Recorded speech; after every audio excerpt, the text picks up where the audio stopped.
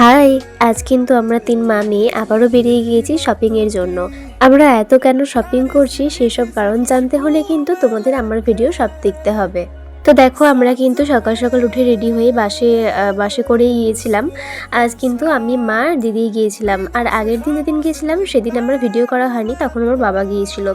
আর দেখো একটুক্ষণ যাওয়ার পরে আমি যেহেতু বাস জার্নি করতে পারি না, সেই কারণে শরীর খুবই খারাপ লাগছিল। আর দেখো দিদির কাঁধে মাথা দিয়ে যাচ্ছিলাম।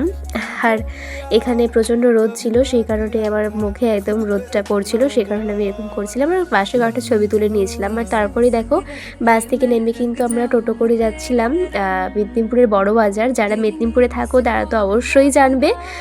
আমি অনেকের ভিডিও কিন্তু দেখেছি যারা মেদিনীপুরে থাকো। তো বড় বাজারে যাওয়ার সময় দেখো আমরা টোটো করে নিয়েছিলাম। আর এই জায়গাটা পেরোনোর সময় মনে হচ্ছিল যেন আমি এক্ষুনি নেমে গিয়ে আমি সব কিছু নিয়ে নিই, কারণ আমার টেডি বিয়ার ভীষণ পছন্দের। আর তারপরে দেখো আমরা কিন্তু এখানে শাড়ি দেখতে চলে এসেছিলাম, মানে দেখতে নয়, নিয়েওছি একটা শাড়ি।